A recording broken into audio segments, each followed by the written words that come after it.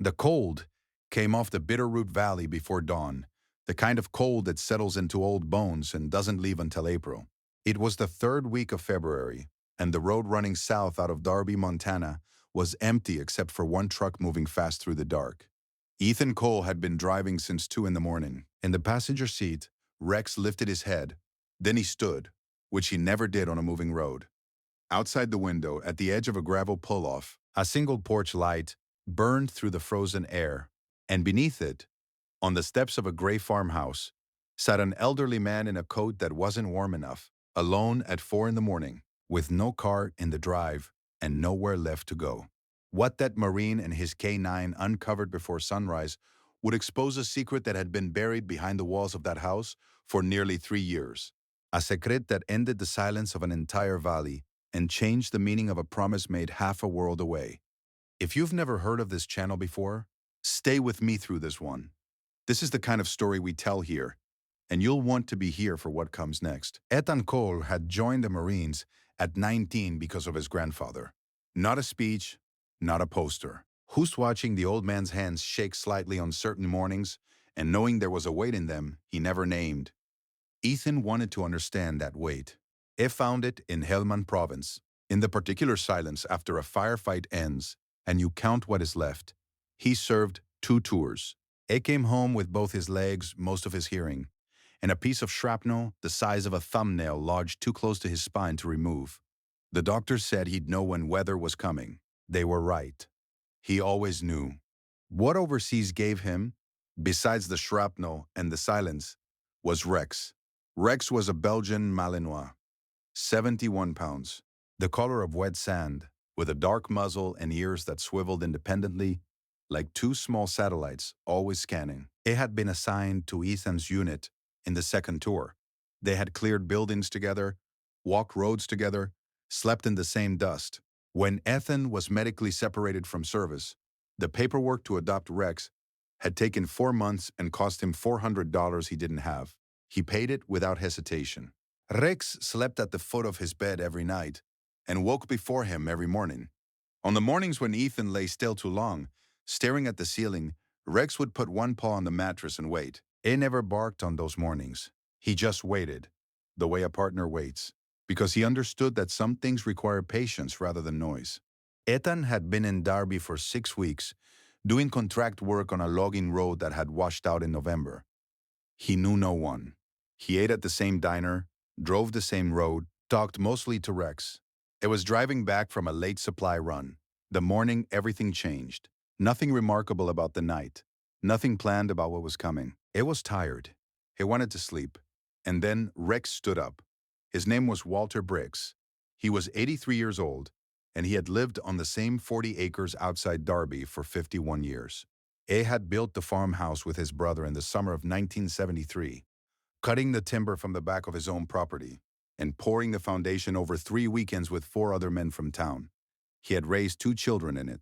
He had buried his wife, Margaret, in the small cemetery plot behind the old Methodist church on Route 9, and he had come home after the burial and cooked her soup recipe because he didn't know what else to do with his hands. He made it every Sunday after that, not because he was hungry, because it was Sunday, and that was what Sunday meant. Walter had been a farrier for 37 years. Every ranch within 40 miles had horses that wore shoes he'd made. He knew the weight and temper of iron the way other men know language. His hands were large, permanently calloused, with a grip that had remained strong even now, even at 83, though there was no longer much to grip. He had been what people in small towns call a pillar, without ever calling himself anything. He showed up when there was work. He stayed when others left. He was the man who brought firewood when someone's furnace failed and asked nothing about it afterward. He still set 2 plates at the kitchen table every morning, though Margaret had been gone for 4 years. The thing that had made Walter alone was not a drift. It was a day. The day was the 14th of March, 2 years and 11 months before that February morning when Ethan pulled off the road. His son, Dennis, had driven up from Missoula with a woman Walter had met twice and a folder of papers that explained, in language Walter had to read 3 times to understand, that the farm's reverse mortgage had matured and that Dennis had arranged the next step. Walter had not known about any reverse mortgage, It had signed papers 3 years earlier when Dennis told him it was refinancing. Paperwork to get ahead of the taxes, he'd said. Stay on the property as long as you like. Nothing changes. Walter had trusted him because he was his son. He had not called a lawyer because he had never needed one. He had signed. He had not asked for help after that. Not because help wasn't there, but because Walter Briggs still remembered who he used to be. He remembered the man who built the house. The man whose hands knew iron. He was not ready to become someone who needed rescuing. He would find another way, and so he sat with it alone, through 3 winters, telling himself next month would be different, and watching the deadline approach the way you watch a storm cross a valley, knowing it's coming, unable to stop it, unwilling to run. By the time Ethan Cole's headlights swept across the gravel pull-off that February morning, Walter had run out of next month's. The envelope had arrived that week. The date on the eviction paperwork was March 7th, 12 days away. Rex did not wait for the truck to stop. The moment Ethan cut the engine, the dog was at the window. Not barking, just fixed. His attention so complete and so still that Ethan had learned to read it the way you read a compass. He had seen that particular stillness twice before. Both times it had mattered. He got out of the truck. Walter looked up from the porch steps without surprise. The way very old men sometimes look at the world, as though they have already considered every possible version of what comes next and accepted all of them. He was wearing a canvas work coat over a flannel shirt. No hat, no gloves. His breath was visible. He had been sitting there long enough for the cold to settle into him completely. "You're going to freeze," Ethan said. "I was just going in," Walter said. He hadn't moved toward the door. Rex walked to the bottom of the porch steps and sat down. He did not look at Ethan. He looked at Walter. He stayed there without being told, the way he sometimes did, as though he had made a private judgment about where he needed to be. Ethan had 3 reasons not to stop. He was an hour from sleep. The old man had said he was going in. It was not his business, not his house, not his family. He stood in the cold for a moment, looking at those reasons. And then he looked at Rex, who had not moved, and he looked at Walter's hands where they rested on his knees. Steady, large, the hands of a man who had built things. And there was something in the set of them, some specific quality of exhaustion, that was not the exhaustion of a late night. It was the exhaustion of a long time. "Mind if I sit for a minute?" Ethan said. It wasn't quite a question. Walter looked at him for a moment. Then he shifted slightly on the step and said nothing, which was its own kind of answer. They sat in the cold together, the old man and the young veteran, and the dog between them. And Ethan asked nothing for a long while. He had learned overseas that silence is not empty, that sometimes a person needs to be witnessed before they can speak, that the Marine who talks first sometimes closes the door the other person was about to open. Walter opened it himself, eventually. Small things first. The weather, the road work, the way Darby had changed since the 90s.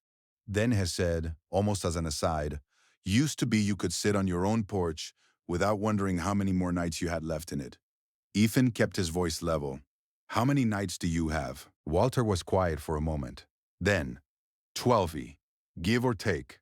Inside the house, Walter made coffee. The kitchen was clean but spare. The kind of clean that comes from things being gradually removed rather than organized. Ethan noticed it without naming it.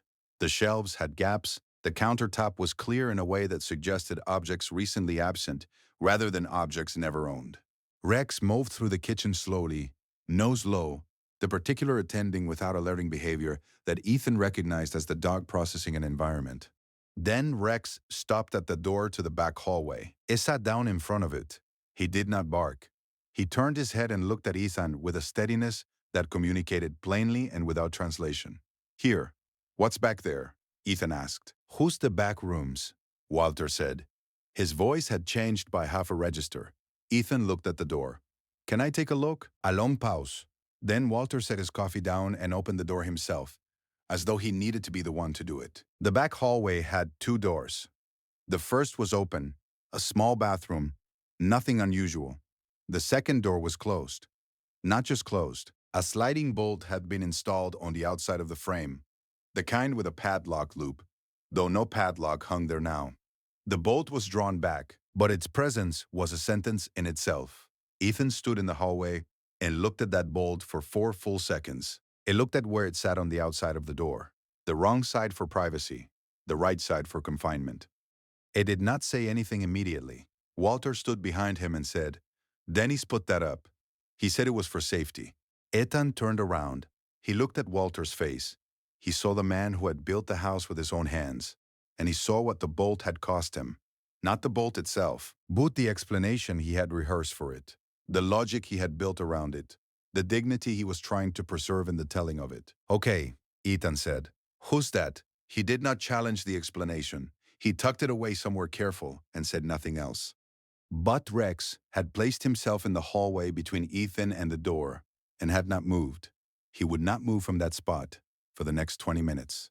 He sat there like a fact. Have you ever known someone like Walter? Someone too proud to say they needed help, still holding the full weight of their life in their own hands? If that person is still in your life, call them after this. If they're not, tell me about them in the comments. They deserve to be remembered. The full story came out over the next hour. In the way stories come out when someone has been holding them alone for a long time. Not in order, not cleanly, but in the way a hand opens after it has been clenched too long. Walter talked about the papers he had signed, about Dennis's explanations which had always sounded reasonable in the moment and wrong in the memory, about the phone that had disappeared from the kitchen counter one afternoon.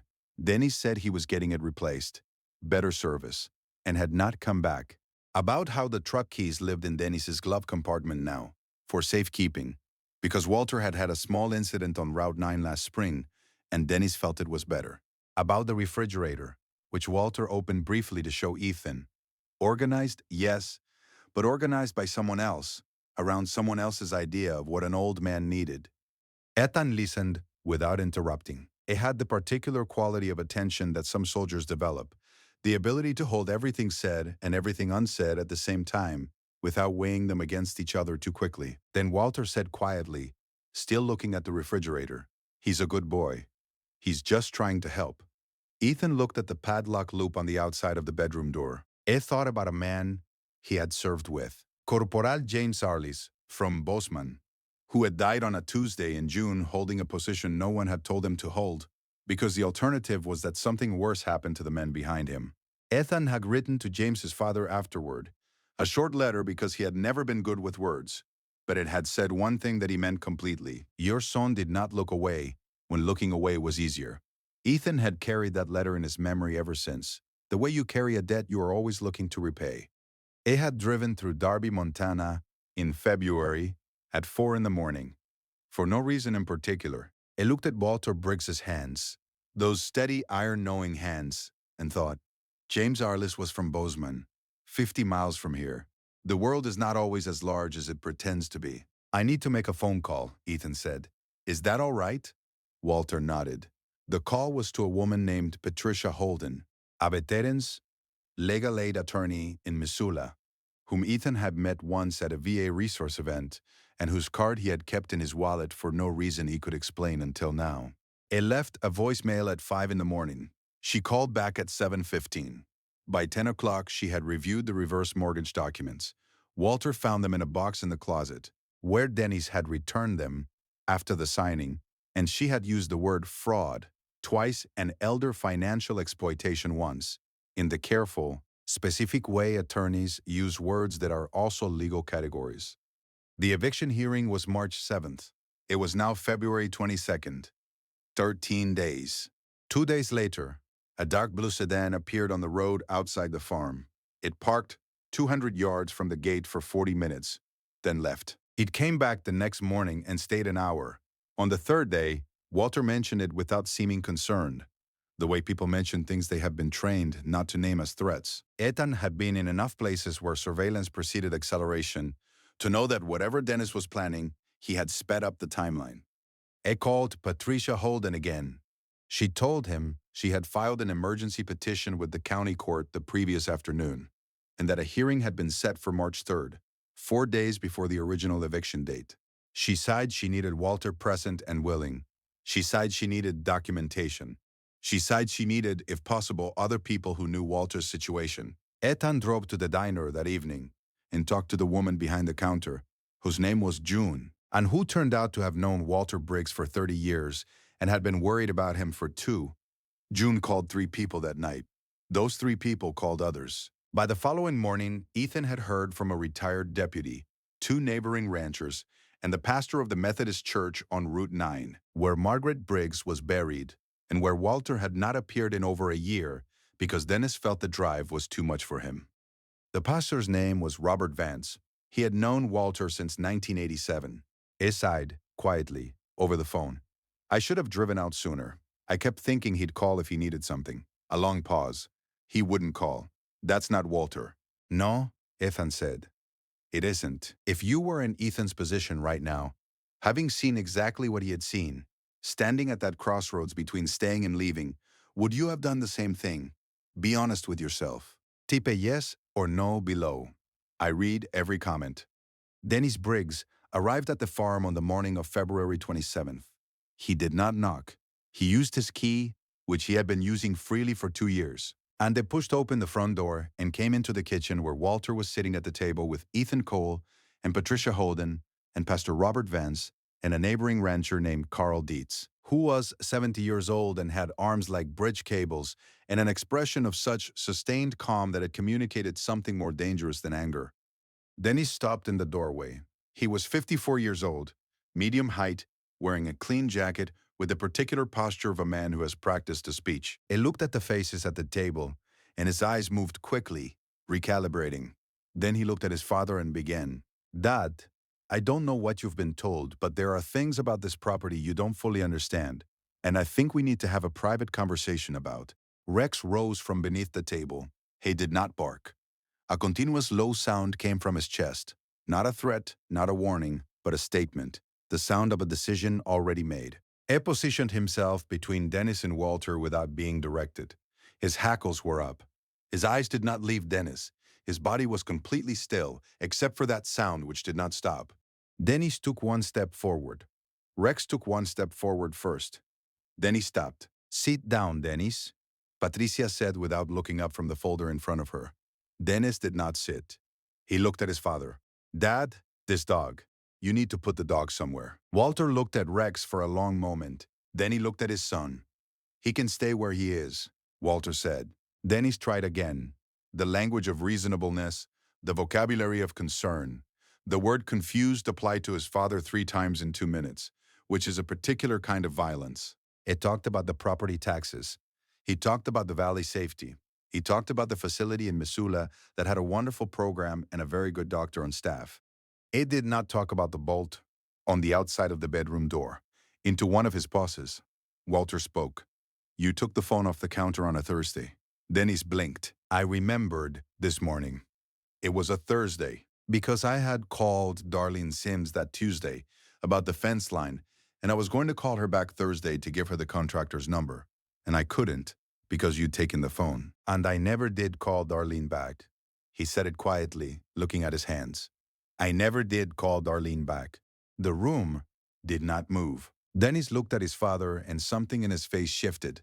Not shame, not quite, but the recognition that he had been seen, fully, by the person whose seeing had always mattered most to him. Patricia Holden opened her folder. What followed was not dramatic in the way courthouse scenes are dramatic. It was the quieter drama of facts presented to a man who can no longer pretend they don't exist. Patricia had documentation of the original loan agreement and the subsequent misrepresentation. She had a notarized statement from a mortgage attorney regarding the language of the signing. She had, she said, a meeting scheduled with the county sheriff's department for the following morning. She had the March 3rd hearing date. She had, she said, a number of people prepared to provide statements about Walter Briggs's mental capacity at the time of signing. She laid each document on the table between them, one by one, with the particular patience of someone who has done this before and understands that the point is not to punish but to make retreat the only reasonable available option. Dennis looked at the documents. He looked at his father. He looked at the room. Rex had not moved from his position. He had not stopped watching Dennis. His low growl had not changed pitch or volume since Dennis had entered the house. It remained steady, patient, present, the continuous sound of a decision that would not be unmade. Dennis picked up his keys from the counter. He said nothing further. He walked to the door He opened it. Rex watched him leave. He did not move until the door closed. When it closed, the growls stopped. Rex turned back toward Walter, walked to him, and placed his head on the old man's knee. He stayed there without moving. Walter put one hand on the dog's head, slowly, and did not say anything for a long time. There are moments that feel less like coincidence and more like arrangement, as though certain roads lead where they're meant to lead, and certain dogs stand up in moving trucks for reasons that matter. The March 3rd hearing resulted in a court order voiding the reverse mortgage agreement on the grounds of misrepresentation and elder financial exploitation. Dennis Briggs did not contest it. The farm remained Walter's. The bolt was removed from the hallway door the same afternoon Patricia Holden left, by Carl Dietz, who brought his own screwdriver and filled the screw holes with wood putty, and painted over them without being asked, because that is how some men demonstrate their feelings about injustice. The phone was back on the kitchen counter by that evening. A new one, pre-programmed with numbers, set up by the pastor's youngest daughter, who was 22 and patient, and called Walter Mr. Briggs, and meant it. In the weeks that followed, the diner became a kind of informal headquarters. June organized a rotating check-in. Carl Dietz drove by twice a week. Pastor Vance came on Saturdays, which was not a Sunday, but was close enough. And they talked about Margaret sometimes, and about iron, and about the town as it used to be and as it still was, in the parts that counted. Ethan's contract on the logging road ended in mid-March. He had intended to drive north, toward another job, another stretch of highway, another town where he knew no one. He extended the contract by 3 weeks instead, for reasons he did not entirely name to himself. On his last evening in Derby, Walter made soup, Margaret's recipe from memory without measuring anything. And they ate at the kitchen table with 2 plates set, as Walter always said it, and a dog lying across both their feet at once, which was technically too big a dog for that, but which neither man felt inclined to correct. Ethan drove north on a Tuesday morning, and Rex rode in the passenger seat, and the Bitterroot Valley was beginning to show the first pale green of early spring at its edges. That tentative, particular light that follows a long winter without denying what the winter was. What Ethan Cole did that February was not extraordinary in the way we usually mean the word. He had the same night anyone else had, the same road, the same cold. It simply did not drive past the light. This story is for every person sitting on their own porch in the dark, with the cold settled into their bones, waiting to see if anyone will stop. And for anyone who has chosen, even once, not to look away. Is there someone in your life like Walter Briggs? A parent, a neighbor, someone you've been meaning to check on but haven't yet? Tell me about them in the comments. I read every one. Let's fill this section with names of people who deserve to be remembered. Every story on this channel is about choosing not to look away. If that means something to you, subscribe so you're here for the next one. There are more stories to tell. Which moment in this story stayed with you? I'll see you in the comments.